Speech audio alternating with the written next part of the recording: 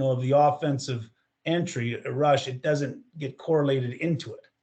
And so it, it's something that's become weaker with time, because the individual skills, everyone's coming down that ice and they're going to use their individual skills, but they don't work with the other, players on the tactical part of it. How do you deal with that, Kyle? Like, can you still hear me? I put my earphones in. Yeah. I think that's kind of, again, part of that overall plan, because if you come for a one-off, you're not going to be able to progress to that point. The idea is to build towards that, and I think breakouts are always the biggest one. Entries are huge; those are probably two of the biggest ones. But what are we talking about with those breakouts? Support pass, opening up. Those are the simplest ones. Accepting a pass, fundamentals with where your hands and your blade are. Those are things we got to dial in on, and then whatever you draw up will start to get significantly better. It doesn't matter if it's even drawn up. You're just going to be cleaner. So I'm not afraid to touch on those things. We don't set it up as like an XO tactical system session, but it's always kind of teasing, because again, they love hearing about it more than the simple skill. So I always kind of tease them that way, is like, hey, here's how we make sure your breakouts are eventually going to be good, and that. And then just while we teach, you got to have it's just constant with how to open up, how to support, how to attack with speed. Those concepts are in a lot of different drills, and eventually you got to make sure it progresses to that area of the ice, right? So if you're doing some concepts like that are maybe in a quarter station or something, but they may not understand where exactly that fits in a full ice gameplay. So you got to make sure it progresses. It may not be a full ice drill, but you got to make sure it progresses to an entry over the blue line. Do you feel it's also part of the skill development part, the final chapter, how to use that skill in the actual game? Oh, absolutely. Because then if you can't use it in a game, it's really not a skill. Can I interrupt please for a minute here on this? I coached Kerry years ago, so I think he knows where I'm coming from. I work with Tom and Kyle. My skill work is totally tactical skill work relative to breakout. And I did this with Tom. And one question I have for everybody is, how do you evaluate yourself? Well, I evaluate myself based on how the team performs after I practice, and do I see it happening in a game? And the only time I haven't coached, but I work with Tom on breakout. So you talk about opening the hips, and I'm talking about biomechanics here. The fundamental breakout skill is the receiver front foot stopping and T-starting, which is opening the hips and facing the puck and providing a one-hand target. So the target is obvious, and they must come to the goal line. It's repeated. The skill of stop and T-start targeting and reception is built into the breakout pass receiving. And I have a progression that leads deliberate practice of the tactical skill to breaking out, to the low winger, and to the timing of a center, with the defenseman retrieving, eventually working them all together, and in fact using the goaltender as a passer before you use the retrieving defenseman as a passer. So that sequence, I think I did it with Tom in one or two practices, and the evaluation was in the next game, seeing them break out and get an outnumbered attack out of breakout so quick and fine. So that's, to me, is the art, Kyle, of, and Kerry made the point. There's a lot of great skill work, but I've seen skill guys go on the ice. It's icing on the cake. It's stuff I can't even do with my footwork and edges. But what I do is simply, I know will help in a game. So another example, I worked with Dave King in the late 80s with the national team. I was a defensive tactical skating coach. And that was my area because I played for Father Bauer in European ice, knew how big it was. Uh, Dave had me come in and work with him. And was asked to assist at a Spengler Cup. We had 10 Canadians from North America and 10 Canadians, all college players, CIS and NCAA. That was our team. George did a double regroup in attack drill, the first practice. Big ice. The defenseman couldn't skate on a double regroup. They couldn't pass. I just could see they couldn't transition skate on the double regroup, go forward. So I asked them for 10 minutes to master the skating skill of going forward and going backward and big ice. Then they went back to the drill and they got it in 10 minutes. So the ability to see the drill not working and what's the tactical skill and how do you work on it, that to me is the art of what you're doing. So Carrie's question is, I want to see what you do apply in the game. And I think kudos to the skill work that you're doing through Hockey Canada, because Tom Malloy, when he said he watches all the camps, we watched the under 18 together.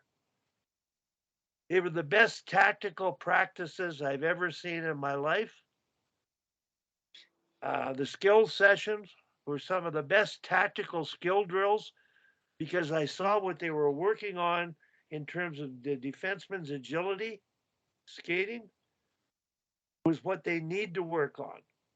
And the under 18 team, when it played in the Lincoln Cup, it all showed in the result.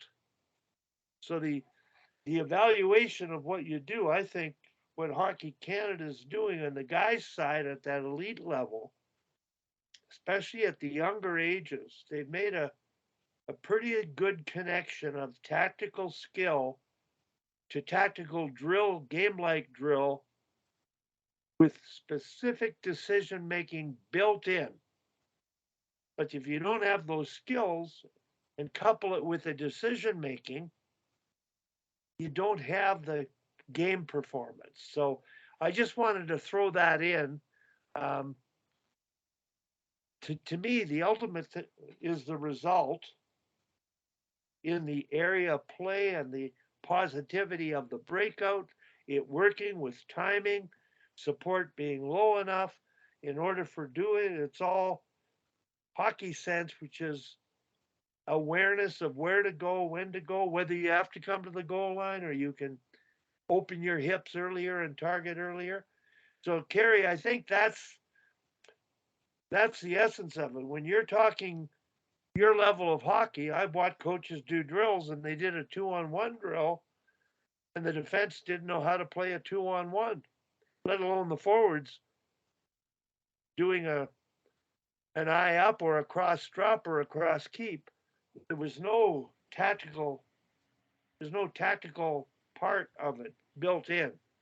So I think people that are on this understand what I'm talking about. You're working with coaches that may not.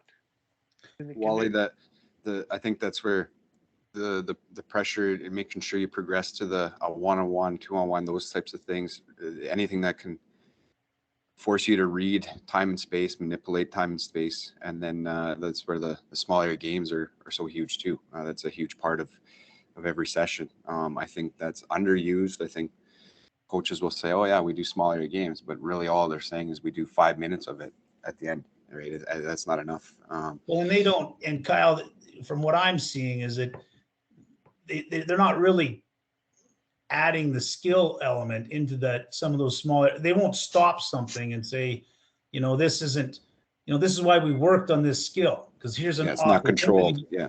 It's uncontrolled. So I think, that's why I was asking about your model, because, to me, I have a kid who's playing, U18, AAA, And so the last 5 years, I've, been a fan and spectator watching, and I've been to a lot of the practices, and, the different models that have been tried to been used, haven't been effective.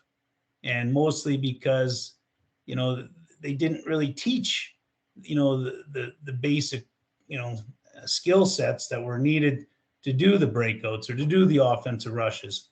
And then they expect the kids just to know it. They run the drills, but they don't actually teach it. And so your model would be to come in and, from what I'm hearing, is it teach the skills that would then progress into what happens actually in the game. And that's ideal, yeah. And what we're seeing in those practices, and to Wally's question too about how you self-evaluate, I think that next game is very important. I think from the board or the video or your explanation to the execution in the drill is something that I'm conscious of, and I'm not afraid to stop drills. I do it all the time because I always tell them, like, our priority right now is doing it right, not fast. The pace will come once we start doing it right, and not afraid to stop it. The flow of and timing of the practice while we're here to teach, especially in the development session. So that's a big thing. But again, that's part of it, is when you do stop, you're like, okay, quickly you're thinking like, what did I not explain this right, or what part did I not emphasize right, etc. Maybe you did, and it's just reiterating on exactly what it is, the comment of they teach themselves. Well, the first two guys didn't get it right, well, we're not off to a great start. The third guy gets it right, but the fourth guy still goes with what 1 and 2 did. So I'm not afraid to stop and be like, look, like, here's what we got to make sure we're doing. I usually let everyone get at least through one rep, and then we quickly pause, reiterate 1 or 2 keys that we did say, but maybe they didn't register on how important it is. And then whether it's a demo or just a verbal reminder, then we go from there. And again, you take that in on yourself and trying to think, and okay, do I have to explain this better or demo it better next time? And we usually always have a demo. Kyle, what you're doing is very important. What's more important is the coach being able to stop and make a correction that's needed. And some coaches don't recognize the stuff on the skill side. So when you mentor, and this was a session with Jordan, and I always, as a mentor, it was a formal evaluation session, and Jordan was having the girls, he had his assistants do skills between drills, and they were striding backwards. And I talked about it. They weren't striding very efficiently.